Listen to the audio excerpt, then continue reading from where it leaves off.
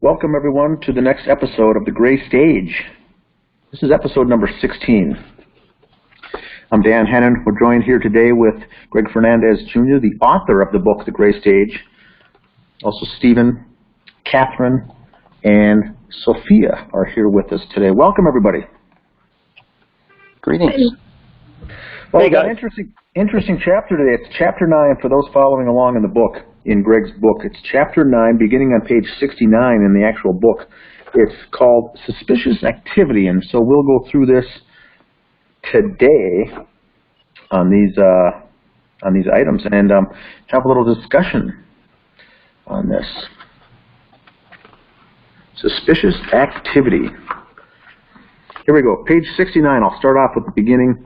There's a subheading called Return to Return Again, and then a segment here in italics. Authorities were forced to return to the crime scene on 2 separate occasions to recover bullets not collected during the initial search of the Crowley home. Considering the circumstances surrounding this case, I found that highly disturbing. And yes, just to reiterate, Greg, I think we all do. It's very disturbing when you have a crime scene, when you have the detectives on the crime scene have to return to the case not once, to the scene not once but twice in a scene like this, in a very grisly, disturbing crime scene of a triple homicide, I call it, and not even to find all the evidence until a couple times, instances later. So continuing on January 19th, 2015, 2 days after the bodies of David Comel and Rania Crowley were discovered, a neighbor called police to report suspicious activity at the Crowley residence. A 911 call was placed at 12:51 p.m. And remember, this is a Monday afternoon. Now, this is a Monday. The caller refused to give a name, but claimed to live a few houses down from 1051 Ramsdale Drive in Apple Valley, where the Crowleys lived. Now, 15 minutes prior to the neighbor calling authorities, a camouflage painted GMC Blazer stopped in front of the Crowley residence. An unknown male got out of the truck and tried to enter the house. Unfortunately, the caller was unsure if the man was able to get inside. The caller did not provide the license plate of the vehicle. The entire incident of suspicious activity lasted 16 minutes and 38 seconds. 2 Apple Valley police units were assigned to the incident at 12:52 p.m., and a 3rd unit was assigned 1 minute later. Now, the interesting thing with this section of the book here is this is the 19th, and for the listeners out there, we have to keep in mind that by this time, this was 2 days after the bodies were discovered, I had already set up the Justice for David Crowley and Family Facebook page that morning, the actual morning of the 19th, before all this took place. So the crime wasn't, I'll call it, the crime wasn't over, Greg. You know, they had already kind of wrapped up the crime scene at the house. But by the time I created this Facebook page looking for justice for the family, this suspicious activity hadn't even happened yet. And I was busy inviting members and friends to join the page because this whole case just seems so bizarre. And now we've only hit 1/3 of the bizarreness even happened because we had police return 2 additional times. And so we got to keep in mind there that this page was already created and folks were talking about the case well before this incident that we're talking about here that afternoon even took place. Very interesting. Continuing on, at 12:56 p.m., Unit 4918 was the first officer to arrive at the Crowley residence. Unit 4918 noticed flowers on the front step. Unit 4949 arrived 3 minutes later, and Unit 4943 joined the other officers at 1 p.m. So we've got to keep in mind here that the crime scene, the bodies were taken out on that Saturday, late night Saturday, early morning Sunday. The detectives did their work on Sunday, took photos, and I believe on that Sunday night cleared the scene. from a detective's perspective, and maybe Stephen, who's joining us here as well, could shed a little more light on that, how that all takes place, because the professional cleaners were already in there that Monday morning on the 19th before this episode took place. Were they not?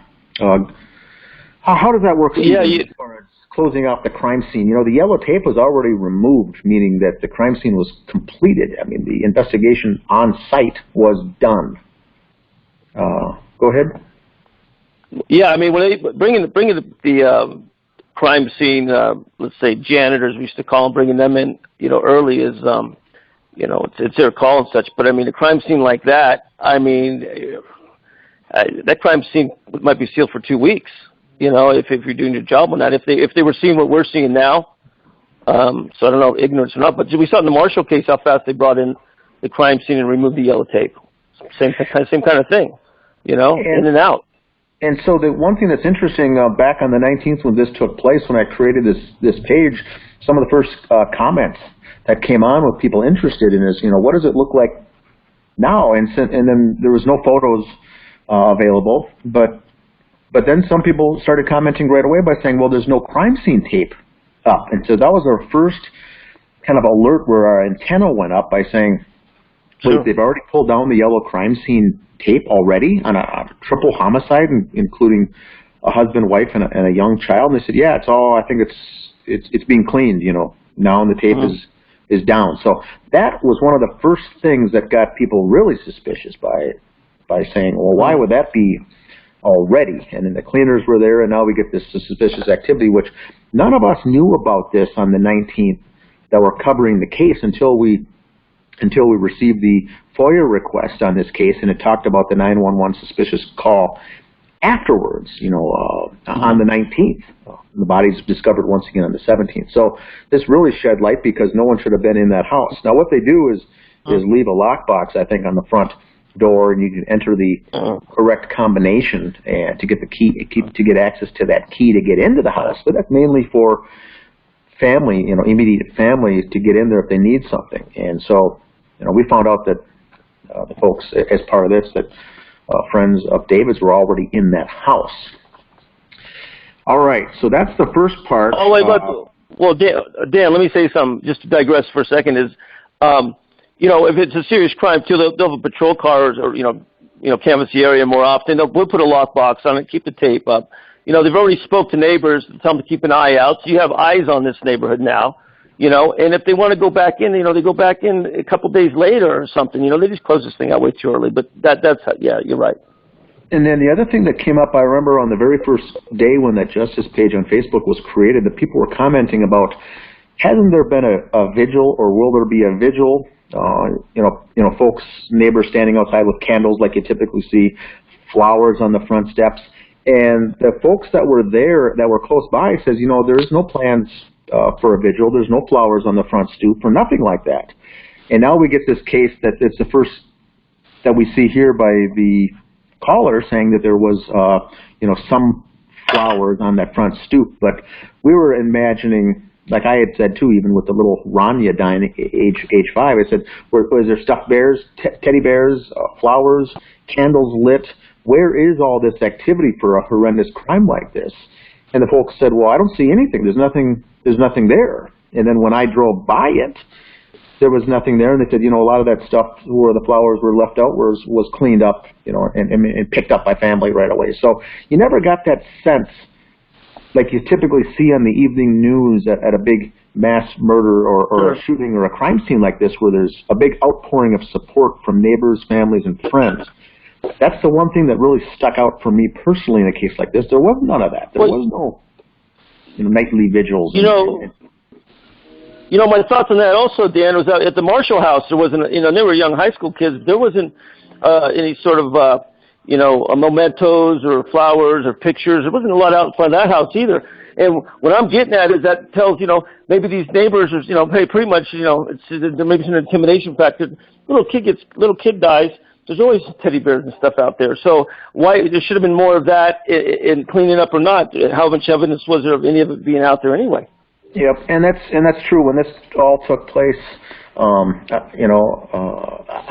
called it suspect or I raised my antenna, but folks who got on that page and joined the justice group that were detriments or deterrents to that page said, why? Just because there's no flowers out there, you got to assume something's suspicious here? I said no, but it certainly leads you that way when it's already a suspicious, strange case like this. And remember, the first time I heard about this case, me personally, was the 19th, was the morning of the 19th. I didn't see it in anything in the news on the 17th when the bodies were recovered. Nothing on the news or the newspapers the next day on the 18th. And then a friend forwarded to me a link that morning of the 19th when I got to, the office. When I got to the office that Monday morning at work. I'm like, well, this sounds just like the Philip Marshall case. Looked into it a little bit. I did a couple quick searches on Facebook to see if there's a group that I could join to investigate, to look at this, or a memorial page or something about the family. And there was nothing about this case. And so I quickly put together I just created a group, and I got 25 I think members that first day or two, and that was really it. But then I logged back into work and I started doing my normal work stuff. But I just quickly created that page, and then I got contacted by Thomas Laff, who said, you know what, I don't know who you are, but I created a justice page as well for David Crowley of Gray State. And I didn't know who he was. I wasn't sure what even the term Gray State even meant. I wasn't following the project or anything. He said, oh yeah, this project was big time for a couple of years. I said, well, I just did it for the sympathy and the empathy for the family. And so we both had pages created that morning of January 19th. Both were set up and running before the suspicious 911 call came, where all the shenanigans kept going on. Is there anything else there to address as far as a camouflage truck showing up? That doesn't raise anything alarming to me at first. It does once we know what came of this. But at first, if it was an unknown male trying to enter the house, strange. It's no big deal, I guess. Couldn't get in, and they couldn't get the license plate.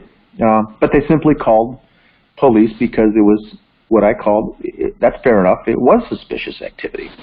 Now, what they don't say, and we don't know if it was true yet, is what was they never said, did they hear a gunshot or anything, but the allegation is that some suspect, myself mainly, is that's when that gunshot went off to fire that hole in the ceiling because of the missing bullet. But never once does that person who called 911 say there was a gunshot heard. They just said there was a person trying to enter the home.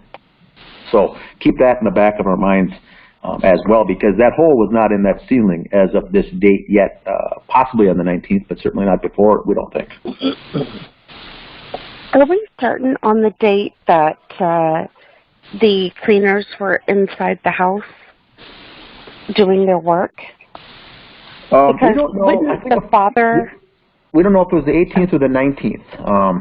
But they were in already at this time, I believe, on the 19th. That morning, they were there. And I don't know if they came back from the afternoon on the 18th, that Sunday, or if they were initially beginning their work on the 19th. But they were in process, and we know that they didn't, conclude until I think it was the 20th. So we don't know when they started. Unless, Greg, do you have any further info on that, or Catherine?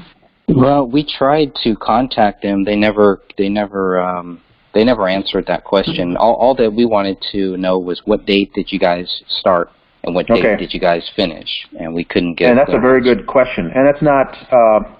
It's not anything they should be alarmed or afraid of answering. It's not a touchy subject. It's just simply the begin date and the end date of their work at that residence is all that you're asking. And I think that's a very fair question. And there might be someone out there now listening to this 6 years later that worked with them or with that group, and that's all that we're getting at. If someone could, comment on this video once it goes live, if they know of someone. We're looking at the start and the end date. We know it's multiple dates, but just to confirm with that cleaning crew when they started and when they ended. Yeah, and their name is the Biotech Emergency Services, and that was the company that was hired. We know they were definitely there on January 20th, but beyond that, I can only guess. Yes. And the reason why I'm asking is because the bodies were discovered on the 17th. They were removed between, well, around 1 a.m. in the morning, 1 a.m. or 1:30 in the morning. The autopsies were done that Sunday in the morning. Then calls were being made to family members late that afternoon and the next day, the 19th. So how were they able to get a cleaner that quickly into the house? Well, that's the other question, I think, and maybe Stephen can elaborate on that as well. But the quickness of the cleaners being in that house should be raising all of our antenna for the quickness for all this. That they wanted to get everything clean quick. Now, is that something normal, Stephen, in a case like this? No, not a case like this, because first off, we all agree there's not too many cases like this. So, having said that, we've cleared homicides and had cleaning crews there. Usually it's a couple of days, maybe 3 days. It's up to the detectives. If it's suspicious circumstances, maybe longer. Maybe, because everything's a homicide until proved otherwise. But this here, no, it's like we go back to the Marshall case, same thing. I mean, the cleaners in there, everything else, and then everything's gone. And if they're forced to go back into the house, oh well, there's nothing left or what have you. No, it's way too fast. Now, Greg, I've got a question for you, Greg. Now, because we're six years later, and the neighbors in the area, some of these people typically are more willing to come forward the longer this goes. And so if the neighbor, maybe the person that called themselves, that called 911, is now not afraid to come forward and even to give their name and to give a little elaboration to us on an interview or something, that'd be very helpful. But to this date, we still don't know who this person even was. They just said that they were not the immediate next door neighbors on either side of the home, but they were a couple of houses down. Right. I think what they did was correct. They called the authorities, said there was a suspicious, couldn't read the license plate, gave them what they gave, hung up, and didn't want to give their name. Well, I think that's all very good. I've got no problem with this person and the actions they took at all. It'd be nice to talk to see what prompted, was there anything else surrounding this to make the call. But I think it'd be nice to talk to this person someday. Yeah, I would love if that person could, if they're hearing this, if they can they can always contact Dan. They can always contact me. We would love to just hear more about what you actually saw that day. Why we're talking about a quote-unquote suspicious person and not persons. Maybe it's suspicious activity. Maybe that's a better way to say it. But we know that this person saw a GMC truck with quote-unquote army paint on it, and a male got out. We would love to know more about who that male was. Were there any other people in that car? And this person says they were there for about 15 minutes before the person actually called. I don't know and that's the other thing, because I'm not sure, maybe it's on this document here, maybe we can find that out later. Did they call 911, or did they just call the Apple Valley Police? Because there's an incident number, a case number, can I safely assume it's the police? I think, Greg, by getting that FOIA request that talked about it, and I'll get that to you, that screenshot, it showed to me by reading the details that it was, in fact, a 911 call that dispatch received, and then they sent the units out there. I don't think they just called the Apple Valley Police phone number or something to inquire about it, to mention it. But I think they did call 911. Now, that's very common in Minnesota here where I'm at, and maybe for you guys in other states as well. But I'm not sure if anyone calls a normal police phone number anymore. With anything that you've got, you just typically call 911 and let them direct the importance or what type of department needs to be involved, and let them do the work. So I'm assuming this person just rang up 911 on their probably their house phone or their cell phone, and then went from there. Okay. that would make sense because of how much detail there is on this, and because it's a quote-unquote incident detail report. I just know that a lot of the witnesses, a lot of the neighbors were given the phone numbers of the cops. If they had anything more to add, I'm sure they were given somebody's card and they could call them. But yeah, it wouldn't correspond with anything here. So that was one of the first questions that I had when you first got this. I was like, okay, where is this a 911 call? But okay, what you're saying makes a lot more sense now that you say it. And the next paragraph that I read already, as far as this incident lasting 16 minutes and 38 seconds, for the listeners out there that may not be familiar with this, Greg just used the timestamp of when the call came in versus the timestamp of when dispatch cleared the units, basically saying that there's nothing more to look into, nothing more to do. They closed the case, and it gives you a timestamp of when that happened. And so the difference between the two really is just your time that Greg came up with there. Yeah, what I looked at there, that's a great question, because I was even going through this. I was like, wait a minute, where did I get this 20 minutes from?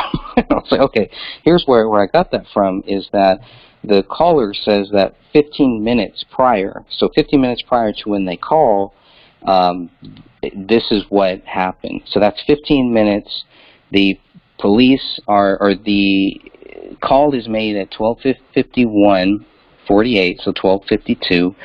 The police arrive, I believe, it looks like the first officer gets there at 12:56. So that doesn't give them much time, so that's where I got that 20 minutes, because obviously by the time that the cop gets there, this person or persons are all gone. So anything that they did, that's all the time that they had for this call. Whether Correct. there was other people that entered the house later or prior, we really don't know. We just know that, well, this is the actual documentation that we do have. And the other question I've got, Greg, is, because this is middle of the day, essentially, nowhere in this report states that the cleaning crew was there, or the cleaning truck, van, or vehicles were there. And so we can't necessarily say that they were actively cleaning at that point, but we know that the cleaning had started either on the 18th or the morning of the 19th, and it closes it and it wraps up on the 20th. But they would have been there. My question is, why wasn't the vehicle there? As far as cleaners wouldn't just come in and just work a couple hours in the morning and say, hey, we'll be back in the afternoon, tomorrow to do the rest. There would have been a vehicle there unless they were off at a lunch break, but that doesn't make sense either. So. Well, that was why I thought, well, there's no way that the cleaners could have been here until the 20th. My guess. That's the only time they mention it in the police reports too. Right. Is the 20th, because at 1 o'clock in the afternoon they call and say, hey, we found a bullet. Right, and that rug had to have been one of the first things that the cleaners would have taken out of the house. More than likely. Do we know then if the cleaners came on the 18th or 19th at all? Maybe they didn't. We don't, unfortunately. Also, and that's why go ahead, Sylvia. No, that's why it disturbs me that they were in that house when that house was even cleaned. It's a biohazard and everything, and they're in there. And they're only in there for a short while, too. Mm-hmm. Hey, William. Thanks for joining us. Oh, of course. Hey, William. Hello. We're just covering just the first page of 69, and we're almost to the end of the incident report. Okay. So, if you have anything, feel free to join in, jump on in. Oh, we'll do. Awesome. Sounds good, Greg. I can continue on with the in the book. Okay. Stephen, did you have something to add? Yeah, go ahead, Stephen. Oh, no, guys, no, you did fine. We covered that the show before last a little bit, too. I'm good. Thank you. Okay. All right, so now we're on the top of page 70 for those following along. It says, according to the incident detail report, it was, quote, unknown who was at the residence or why. It is not known if the person who tried to enter the house left the flowers, unquote. The incident was closed at 1:08 p.m. If the caller's timeline is correct, this gave the unknown male about 20 minutes to enter and exit the home before police showed up. Now, it's very curious to me, Dan, how did they connect Chris Klein, the owner of this army-painted truck, how did they connect that to him? And I hope we get some of that later on. We don't get too much of that, but obviously that was a really big question. And it seems like a lot of people were very quick to kind of throw Chris Klein under the bus, maybe? I don't know. There was a lot of suspicious things about him. His story didn't line up. We're going to get into all of that, so maybe I'm jumping the gun here. Just sticking with, if anybody has anything to add or any comments to make on this 911 call, and I'll make sure that everybody does have a copy, or Dan will make sure everybody has a copy of this soon. Okay. So what I did is I just took everything that I saw in this and tried to make it flow, put it into some form that would make it easy for people to kind of follow up and kind of see, okay, what happened, when, who did what, et cetera, et cetera. It would be really nice to know who called them, and I hope that person will maybe contact Dan, contact me, kind of help us out, give us some more details. And was this the only person, the only activity that they saw? Were they told, was anybody told by the cops to make sure if you guys see anything strange, call us? How typical is in California? I mean, I don't think anybody would even call for anything, but that's a whole other issue. At this point, yeah.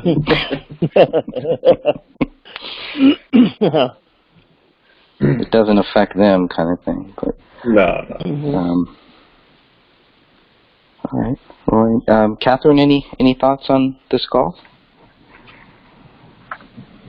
Oh, sorry, it took me a while to unmute myself. But no, I mean, you guys have covered it all. I really have nothing to add right now. Sorry. It's okay. All right, I'm just going to scroll down to page 72, and Dan, if you want to read a little bit there, if anyone wants to jump in, please feel free. But here we go. This is it. Okay, so this is now page 72 under the heading item 57. Continuing on February 17th, 2015, investigators were notified about a bullet hole in the living room ceiling. Based on that information, authorities returned to the Crowley residence on February 18th and found a bullet, item 57, in the attic above the living room. The bullet weighed 180.18 grams and is the heaviest of all 6 spent rounds. Like items 45 and 53, white material was also observed on this spent cartridge. The nose of the bullet was particularly expanded. What does that mean? The nose of the bullet was partially expanded? That's Stephen, maybe. Yeah, I mean, it probably deflected off of something partially.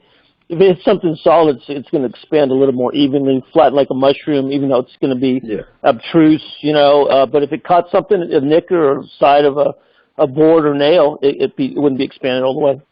So I would assume that David's head is going to be the heaviest of all 3 people's heads, the biggest.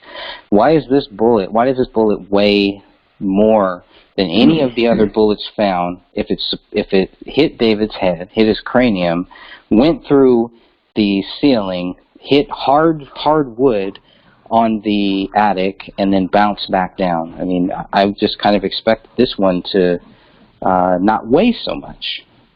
My what? I think it actually caught a lot of the drywall. That material in there. I think it just basically gathered a bunch of that in, and then when it slammed in, it just kind of really compacted it, and then just bounced where it did. Yeah, that's it. Exactly. Thanks. Exactly, William. Yeah, that's and the thing is that and also, guys, is that the new ammunition, the stuff that's cased in with a certain amount. There's so many great ammunition out of mushrooms. It doesn't lose pieces. It's best thing to stay together and go through and get a bigger hole. So it's going to pick up more stuff in mass because it's going to stay together. The more jacketed it is. Right, and Greg, your comment was exactly always been my thought with this type of hollow point. If it's going to be striking skull, and then supposedly then after that going through a ceiling and then hitting joists in a roof, there would be more than a partially, I forgot the word, but it would pretty much be destroyed like the rest of the other ones, but this one seems to be pretty much okay. Yeah. I mean, I don't know. I mean, like, I kind of feel like, I mean, just because it went through all the different material, I mean, we had some plastic in there. I mean, it looked like it was some pretty tight, stapled down plastic, initially at least. And then, of course, you have the drywall, and then you also get to hit the... Yeah, but that's all after it supposedly went through David's head. Yes. And so if it's going to go through the head, a hard surface, it will mushroom on impact. And then from that point forward, it should pretty much be mushroomed out completely, not just partially. And so and with that mushrooming, it's going to gather hair, skin, brain. It wouldn't just have white powder, you know? And so... And I'm sorry, I don't mean to go off on a tangent about 57, but this one, boy, this one gets in my craw. Would there be blood anywhere from the ceiling into the attic and all that? Should we expect to see any blood if it was shot through David's head? Eventually. Because, I mean, it sounds like because there was no blood found on this bullet, if you are going to try to believe what the police say, then what happened to this bullet must have wiped all of the blood off. And that's not how it works. I mean, once it's mushroomed and gathered inside of those pulled back portions, it stays within those sections of that mushroomed fragment. And so the fact that they found nothing other than white powder and some supposed DNA, which they don't even clarify, but zero blood, it's like, so we know it didn't go through David's head. So it would make more sense, like what William was saying just a second ago, that, you know, a partial expanding or whatever the terminology was would then make more sense if it's just been shot directly through the drywall, the ceiling, and then it hits part of a joist or bounces off of something. You know, that makes sense. But for them to expect me to believe it went through David's head, I call foul. I would like to see a photo of item 57 as is, because it seems like the only photos we have are just of it lodged into the... Right. Go ahead. My thought here is, I mean, the only way, and I do mean the only way I think this would be possible to fit the narrative, I believe, is it went through just nothing but soft tissue. So, I mean, maybe going through the temple or something like this, like an area where it's a lot softer. I think it's possible. Through the cheek, maybe? I mean, that's another possibility. Just, you know, basically just going through just very soft areas. I think it's not going to kill him if it goes through the cheek. Exactly. But you see, yeah, there's, yeah, then that still leaves, and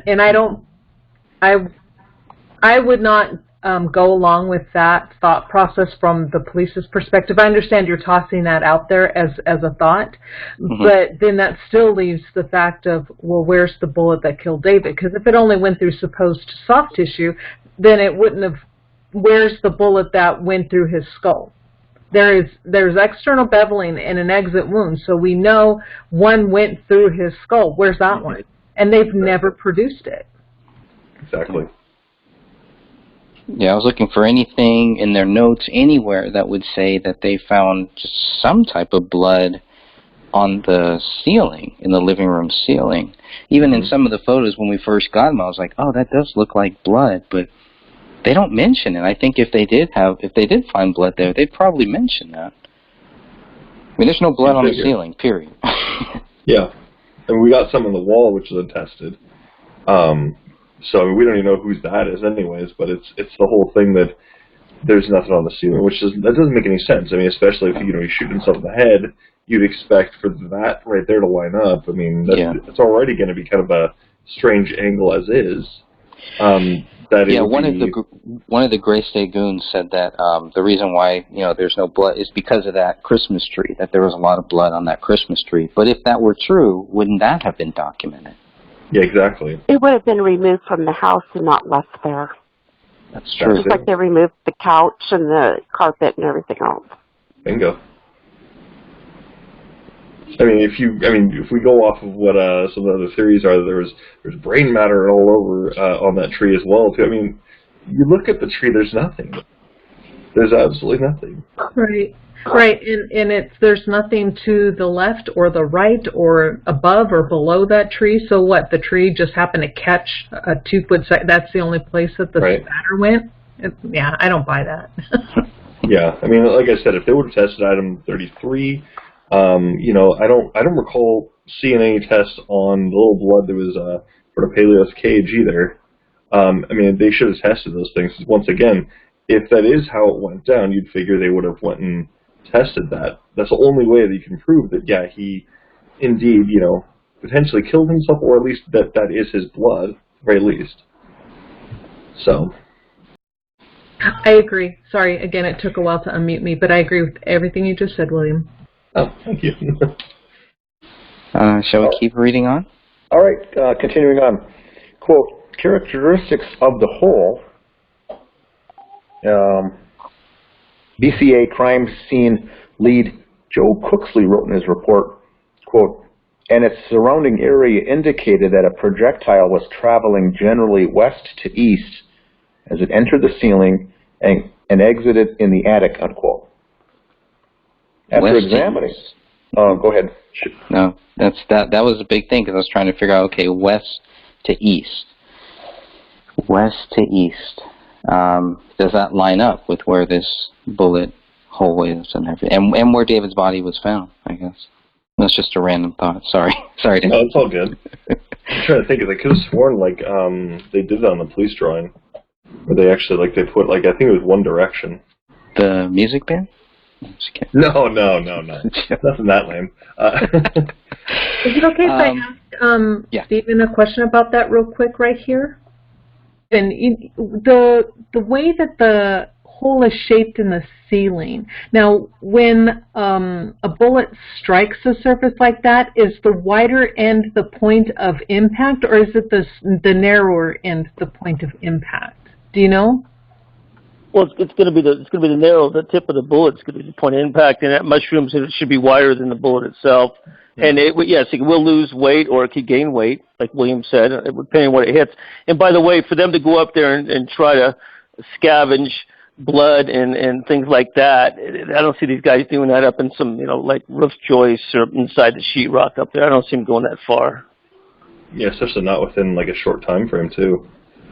Yeah, I mean, you know what? I don't see brain matter. I mean, there could be some. I mean, it's hard to say. The brain matter going up that high at that angle, that far away, maybe 12 feet away up at an angle. I don't, it's tough to say, Okay, so when we're looking at this photo, when we're looking at this photo right here, where it's just a small indentation before it goes into a full-fledged hole. So where that small indentation is where the tip of the bullet would first then hit there, and then the trajectory pattern. Okay, thank you. I've been worried about that. Oh, and guys, a hollow point going through, let's say left to right as an in and out on a skull shot. You look, the hole's the size of a silver dollar on the exit. That means that thing had a mushroom extensively on impact. They made the mushroom on the first impact. They made the maximum damage in flesh is at the beginning. So, it can hit bone. They'll still go through and get through an arm and ulnar radius. Femur maybe close distance. 45 at maybe 25, 30 feet might enter femur or hip and it may not exit. It'll still blow the heck out of it. But through the skull or something, that's if you look at the wounds on Google, to head wounds by calibers, the exit wound is just so much bigger, so much larger. Stephen, I have a question. This is Dan. I had in the past suggested one of our listeners or a member of the group try this test, and I haven't had anyone successfully do it yet. But just to get a piece of sheetrock and a .40 caliber Springfield handgun and fire for instance, 3 shots directly into the sheetrock using a hollow point bullet, and then do 3 shots of, for instance, a coconut sitting on a table, 3 coconuts, firing that, and then to see the impact of behind that when the hollow point would have expanded to see the diameter of the hole in the sheetrock, and then compare the two, average size hole of hitting nothing first versus an average size hole of hitting the coconut, in this case, resembling a head, to get the difference. And then measuring that up with the ceiling hole to see, did it hit anything or not? And I think the answer would be, in the Crowley home, that hole in the ceiling did not go through anyone's skull. It had not yet mushroomed. Was what my point was. Yeah, go ahead. No, you're so right. I mean, imagine, you can put your fist through a sheetrock wall. I mean, most of us can, right? No stud on the other side. And so that's the same resistance for that. And then when you go to a skull or a coconut, like you said, or what have you, I mean, and it's not a gelatin, a ballistics thing. It's not, center mass. This goes through a head. Your skull is a lot harder than sheetrock. So Dan, you're right. It's going to, as soon as it impacts, it's going to expand. Well, so that did not go. There's no way that went through a skull, 2 sides, and went up there. Could have deflected off maybe his forehead a little bit and guided itself. I still think it was a deflection shot. Maybe I still think possibly maybe it was Rania. Maybe that threatening thing I had earlier, that theory that they threatened her, and there was some sort of activity in the house. But that shot is really that's the mystery shot. But no, Dan, you're right. Sheetrock, it could go through and not expand like that. Absolutely. So just to kind of expand on this, I guess, no pun intended, I actually did get the dimensions of the of that actual area right there. So basically, what we got about 4 centimeters right here. I mean, I got the dimensions of the bullet just by itself, of course, not with an expansion, of course, but it's about 4 centimeters all the way across, and then you also get about 2.5 centimeters roughly. It's all kind of rough guesstimate here, but just kind of coming down a little bit. That's basically like how wide and all this is. But on top of that, if you also consider the hole, I mean, it does. I mean, you do have a point here that this doesn't look like the thing had necessarily expanded. It just looks like it was just kind of fired in and just like that might have expanded out there. Yeah, I'm sorry.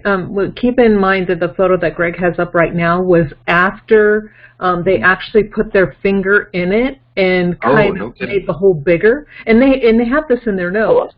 So the initial photo where it shows just the small divot, that one, the one he just had up there, the first one of the close-up. That one. You see the difference? So that's the original right there. And then the other one is that one right there is when they put their finger in it and was manipulating the hole. Okay, I guess. So they're looking for the bullet up in there. That's what they were doing, feeling around for the bullet, huh? Yeah, very possible. Yeah. This is already in the meantime, making it much larger and wrecking the evidence at the same time. Well, you can also see too, like there's the black markings on there. So manipulating a crime scene like that. I mean, that's my little problem I have with it is you can definitely see some discoloration here, and it looks more black than red or anything like this. So, do you think maybe they just kind of took something just to kind of silence the hell out of it, and then just kind of shoot it into that, have it go through here? Is that maybe a possibility? Like we say, at that close range and that small of a room or what have you, and somebody misses like that and it's going up, we know it didn't go off somebody's head or in or out. That was a miss or a threat shot or something. And you know what? Nobody went it back in there maybe afterwards and, had a lone shot 2 days later possibly if they think they did or not to clean something up, because I don't think anybody would still be alive. And why risk getting caught to throw some round out there and wake up the neighborhood for no purpose? And I still think it was a warning. I think poor Rania, they had a gun to her head and Dad went. I mean, I think they suffered, man. I think David was saved for last. Oh yeah. I mean, absolutely. I think it's fair to assume, just looking at the body decons. I mean, David's midsection was definitely still very flesh colored, while the rest of them were not. Exactly. Yeah, and that's what with Sophia kind of thought that, and that's not the worst angle. Maybe they, held Rania and Comel hostage in the house, and they got David. But why remove him? Throw him in the, why he would not let them do that physically to him. So I think still everything kind of happened in the house, but yeah, it was a sloppy crime scene, so it's not. I don't know. It sure wasn't professional. Well, Greg, we've reached the hour mark. Did you want to keep going?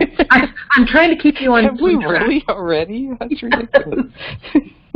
I don't. I'm just trying to keep you on schedule. You're right.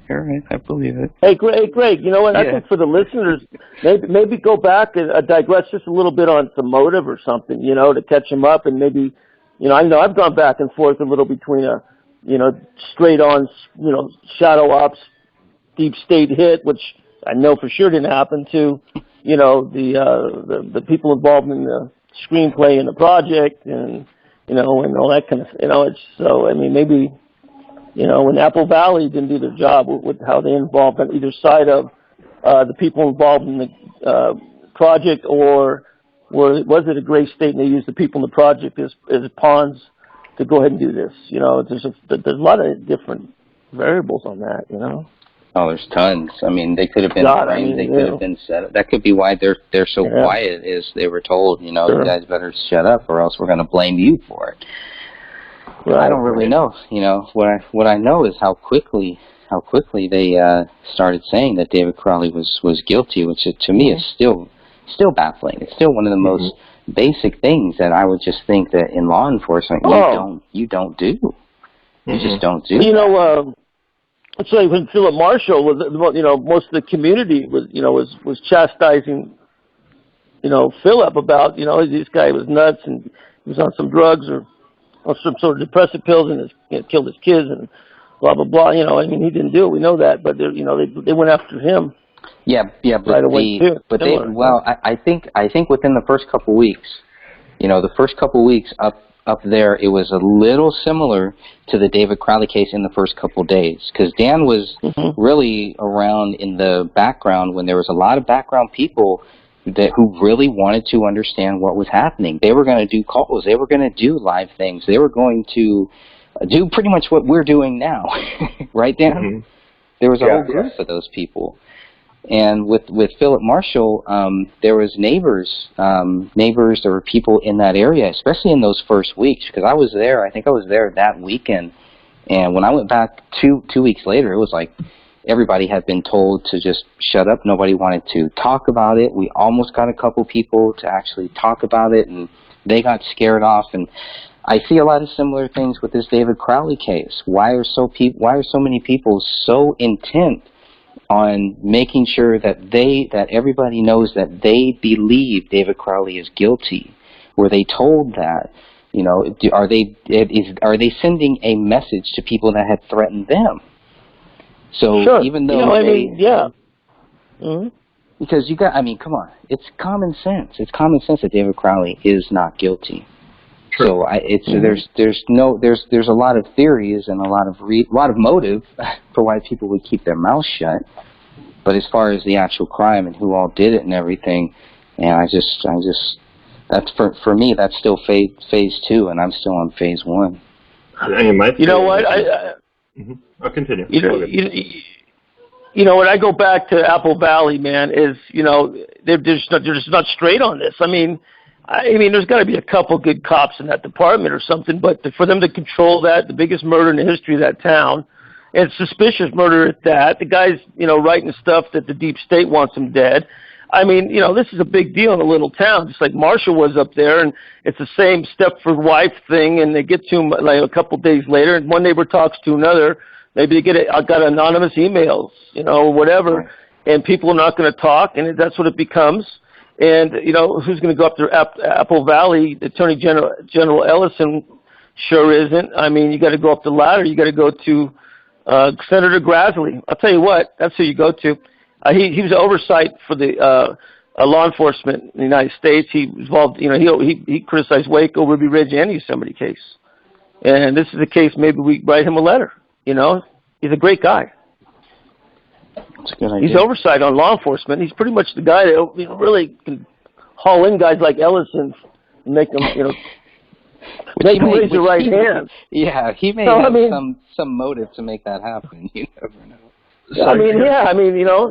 Hey, during the Yosemite case, gradually came out. It was in the paper. It said it's the worst bungle in the FBI since Ruby Ridge and Waco about the Yosemite case we did. That's pretty strong for somebody to come out and say that. And this is a ranking majority member. Wow. Yeah. Thank you. So my theory on this, I got two things to say real quick. So, first thing, I definitely do think this is bigger than just if they're the GS guys, the Gray State guys are involved. Then I feel like this is much bigger than them. I don't think necessarily, I think Steven's onto something there. Basically, these guys, if they are involved, just the opinion there that they are involved, then once again, it's fair to assume, this is why it looks like crap. But on top of that, why it doesn't also look like a government hit.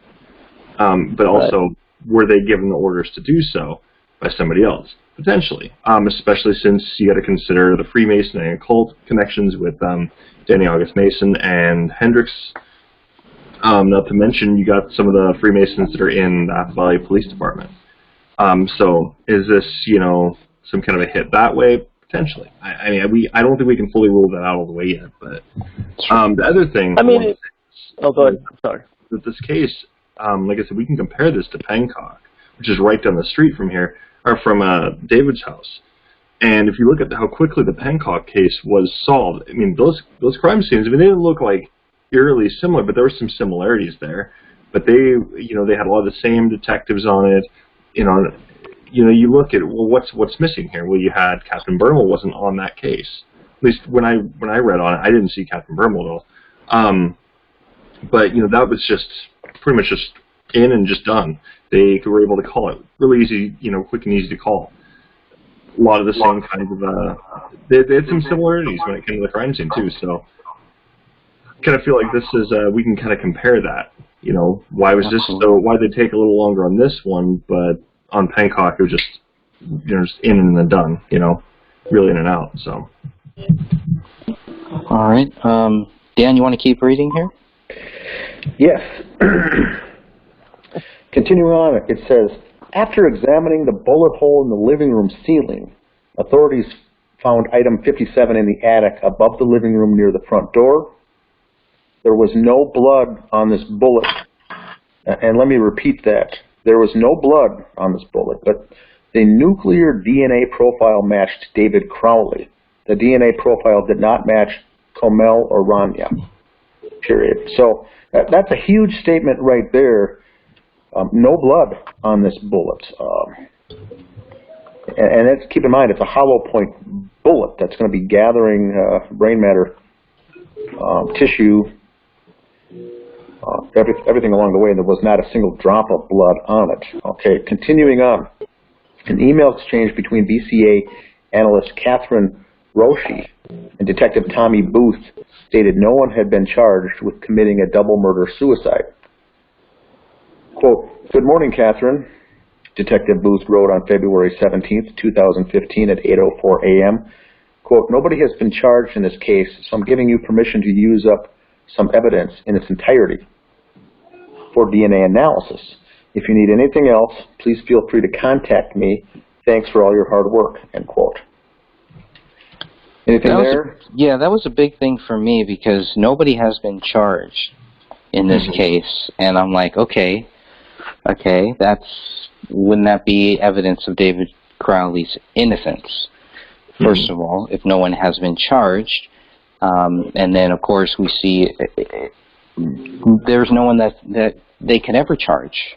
They can never charge. Let me rephrase that. They could never charge David Crowley simply by the fact because he's dead, right?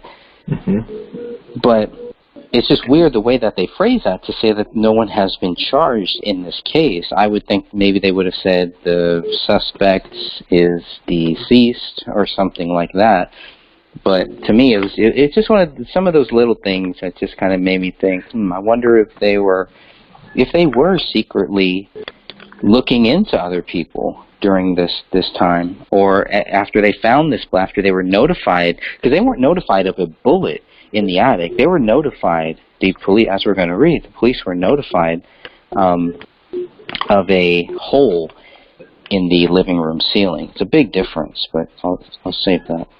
I would say, Greg, this is Dan, maybe Stephen could expand on that, but when you do a DNA analysis, you use up that portion and you can't, use it again. And so if there's suspects or if it's a big case, it limits how many more times in the future you can use some blood or spatter for analysis. And this time, I think she was just saying, and she probably didn't use the correct verbiage in her quick email that she wrote that morning, but just by saying, no one's charged, so feel free to use it all up, I think is what she meant. But she says, you have my permission to use up some evidence in its entirety. I think she was just basically saying, you got the green light to use all of it if you want to do your test, because we're not going to need it in the future, is what my interpretation of what she meant there. Does that kind of jive? You know what? I'm not. I've been out of law enforcement for a while, and I'm not a DNA expert. But I mean, the verbiage is a little confusing. But we know they lacked gathering physical evidence in that home. We know that it wasn't extensive. They missed a lot of things: blood here, blood there. They should have plenty of samples. They, like when they do an autopsy of a liver or something, they take several slides. Although those aren't usually, burned on the for DNA kind of stuff. But it doesn't take much of a sample to get a DNA match. It's so small, so minute, Mm-hmm. Perfect. Okay, continuing on. Attempting to connect item 57 to the alleged murder weapon, authorities compared the bullet recovered to a bullet fragment found in the living room labeled as item 31. Originally, the bullet fragment labeled 31 was not included in the firearms examinations. Period. And I'm not sure why. I mean, again, it's kind of weird that they would be comparing item 31, which is a quote-unquote fragment, to a bullet, unless they thought that item 57 was also a fragment. That was my first thought, until I saw this image that we're going to talk about next, so you can keep going on. All right, the next heading is suspicious activity here. Quote, I spoke with Joe Cooksley, BCA analyst Lisa Kinsella wrote on April 14th, 2015 at 10:14 a.m. Quote, regarding item 31, labeled as bullet fragments, end quote. It isn't included in the FA assignment. We discussed that I will add the item 31 to the FA assignment and document it and examine it for suitability comparative exams, period. The bullet fragment labeled as item 31 weighed 19.14 grams. The fragment was noted to have a, quote, hair-like substance, end quote, and a torn jacket. The fragment was compared to items 42, 44, 45, 53, and 57, but not item 43. So that was another thing. Going back to the actual weight. Look at the difference of the weight between item 57 and item 31. Maybe it's not relevant because, again, what we're going to see with this next photo, maybe that's why I'm making too much out of it than I really should have. But I don't know why I keep going back to that weight. Now, it did have a hair-like substance, is what they were saying. Like that was 31, but not 50. Not 57. So, and it's interesting that they would not compare it to item 43. Maybe again, that's because I don't know. I really don't know why not compare it to item 43. Right. Maybe budget reasons, right? But this is a bad image because with the images that we got, and this is in the most recent BCA 488-page document that we got. And so it was a Xerox copy, so copying it over onto the book obviously is just like there's almost no reason to. But what they're doing here is on the left side, you're looking at item 57, and on the right side, you're looking at item 53. And that's what they use to say, this little portion, this little rectangle box here, this is what they use to say that item 57 was shot by item 1. So this is how they prove that item 57 was shot by David Crowley's gun, and therefore they assume, since that, then it must have been David who shot it, and then this must have, I don't know how that leads to the bullet is the one that killed David. But that's what they're looking at. So looking at these grooves, people who know about this stuff and study this stuff, they may say, yeah, the police were right on. Or they may say, you know what, some of these lines don't match up, because to the human eye, to my human eye, some of this stuff just doesn't seem to match up. Now, this is called your lands and grooves testing, correct? To line them up under a microscope to see if it was fired from the same weapon, and it appears here that they were. And so they'll do this, but here they just take the two existing shots that were fired. And I don't know, as Stephen, do we see anywhere that someone in the test laboratory fired David's weapon, the actual Springfield, with one of his hollow jackets, and then line it up with one of these to make sure that that's actually the image it produces when the shots are fired from it, fired into the water or something, and then pick that piece up and then throw it under a microscope. Here they're comparing two bullets that found at the scene, but the same conclusion. They're doing their homework to ensure that it lines up. Well, we also have to be careful. Looks like it pretty much does. Because item 31 is it's never called a bullet. It's always called a fragment. So is there a difference between a bullet and a fragment? Because item 31 is not credited with killing anybody, shooting at anyone. So is item 31 a fragment of one of the other bullets? The terminology, a bullet is the casing and the projectile together. That's a bullet. Separated, you have a casing, and then when it's shot, it would be it's a fragment. Okay, but they're calling all of the other ones are called a spent round, and item 31 is never called a spent round. Oh, really? Oh, really? Okay, it's called a fragment. It's called a bullet fragment. That's right. Bullet fragment. That's it. That means it probably. That's interesting. I'd have to check. I mean, their terminology might be a little different, but I think that's correct. Spent round, yeah, it's a spent round, but it's still a fragment of whatever, it's a spent round. They didn't say spent bullets, so it's a round. It's correct. So the bullet casing round spent, yeah. Okay. Sounds right. Greg, where was 31 found, or which bullet was that again?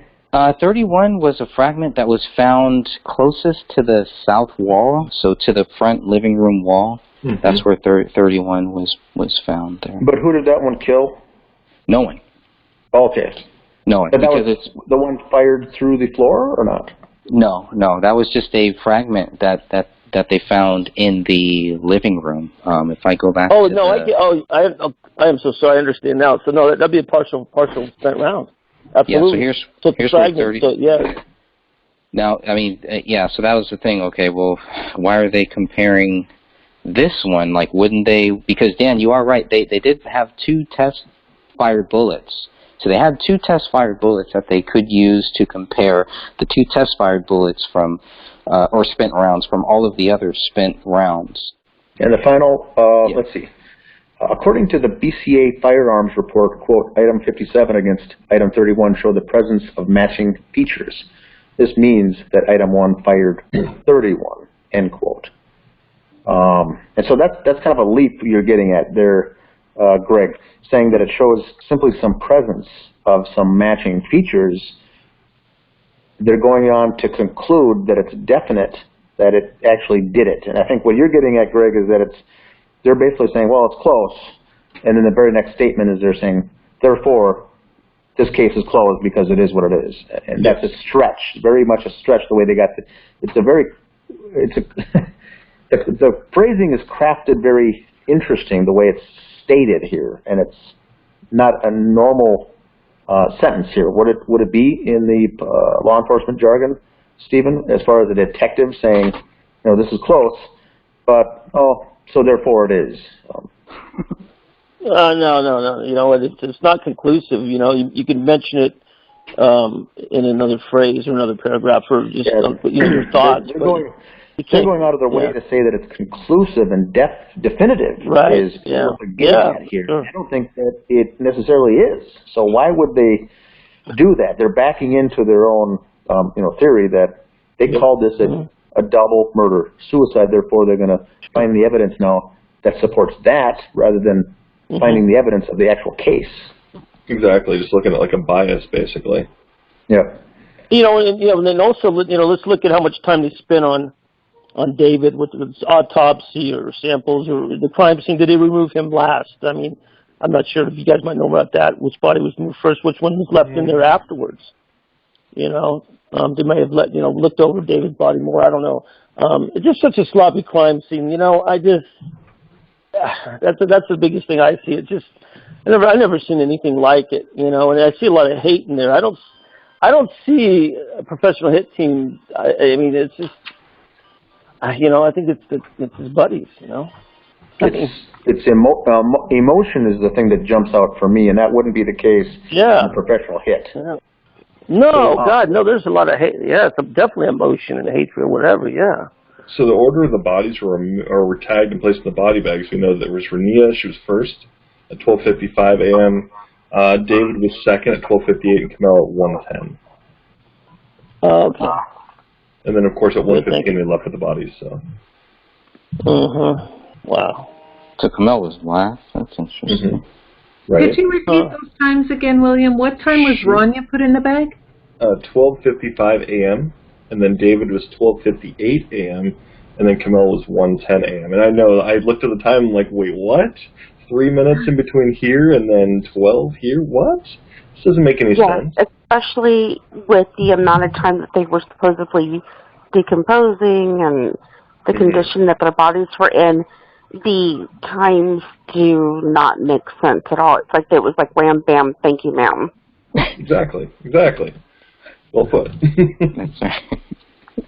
Well, if you figured they were taken maybe probably different vehicles, I'm assuming, but that means there's transportation. There might be one comes here. It fits in a time where they totally remove the bodies very quickly. Yeah. Good point. Yeah. Well, I think just the last thing that I want to just mention about, because the comparing of item 57 to item 31 has just been something that I just never have been able to grasp. They have all of these other bullets. If they're comparing item 31 to 57, is it safe to guess that if they were to compare the other spent rounds to 57, that it wouldn't match up? I mean, shouldn't we see matches between all of these spent rounds with item 57? You definitely assume. I mean, that would be a thorough investigation. This is not thorough at all. They're just trying to go and just, like Sophia said, just the wham, bam, thank you, ma'am. That's what they're trying to do with this case. Yeah, Mike. I'm sorry. I still think there was two firearms used. Yeah, that's what it seems like, because like Dan was saying, it's like, why are they comparing those two, but not with the test fragment? That's what they should be comparing it to, but they didn't. So they found something. Right, exactly. So, Greg, they'd also, if it was a thorough investigation, like William said, they'd compare the 3 bullets found that went through Rania and Kamel, the 1 bullet fired that was found in the basement, the 1 bullet fired in the attic, all of them would match. But then you would suspect the first ones would, and then you go the extra mile to make sure that 57 matches, just to make sure there's not a second weapon used. But then you'd compare them all to a test-fired shot in the lab from David's gun that was done by investigators later. All those would match the lands and grooves if that was the case, and that would be a full investigation to make sure they fired a spent weapon that they've done in the lab would match all the ones collected at the scene. Now, because these are hollow point bullets, Stephen, would they not be large enough to be able to, under a microscope, to actually see the lands and grooves to get a shot like this? And so maybe that was the number 31 was the best one to use. Or in an investigation like this, they wouldn't have to use up, space with getting all these screenshots and images with, items, 5 different items. So they just did this one just to show, look, we've done our homework and it's good to go. Yeah, no, I mean, they need more angles. I mean, those lands and grooves should line up almost like straight lines. I mean, and that's how you test it. And, that means to me that there was 2 weapons used. you know, and there's more than one shooter. One man wasn't in there with one gun, you know, and there's 2 to 3, maybe 4 people in there, and they all had weapons. You know, David had, you know, there's somebody tried to get to the weapon, and he, you know, we know about the lockbox by the bedroom, in the bedroom. It should match, and that's why, you know, there should be several photographs matching up ballistics. Gotcha. Well, especially if you consider like the blankets on the. Well, I mean, I guess they, you know, the crime scene was kind of jacked up anyways, as the police kept moving things. But I mean, we have to if we have like the photos of what it looked like before. I mean, I believe weren't all the blankets on the bed? Weren't they initially? The blue blankets, or? Yeah, in the bedroom. Were they all on the bed initially, or were they already thrown off?